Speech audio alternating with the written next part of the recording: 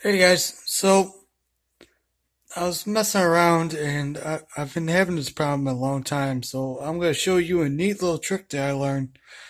And what I normally do is I make my own uh, T-nuts.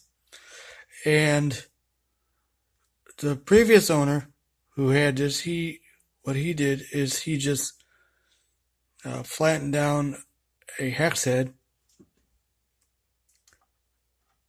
That way it fits nice and snug right in there, which is okay.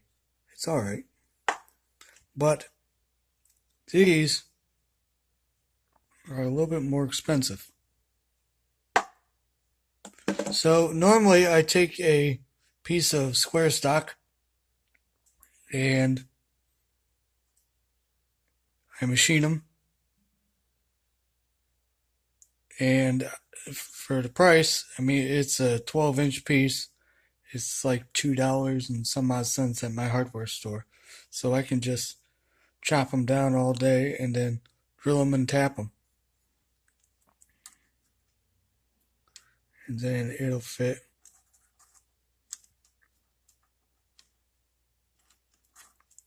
nice and snug in there. And then you just screw it down and there you go. It ain't moving. It ain't going nowhere.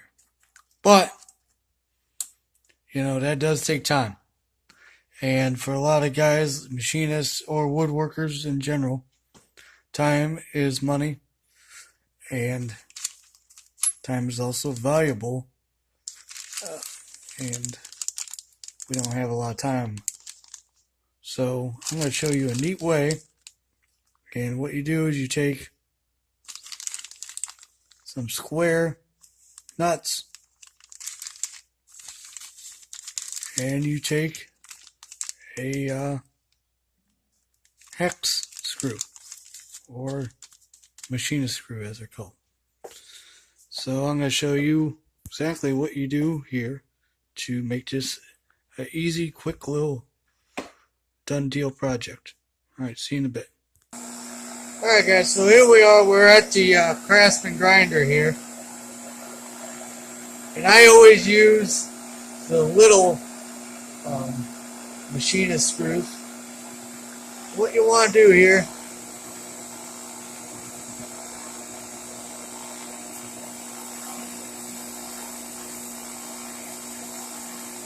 I'm going to grind it off the top. See, the top has a radius on it. And if you grind this off,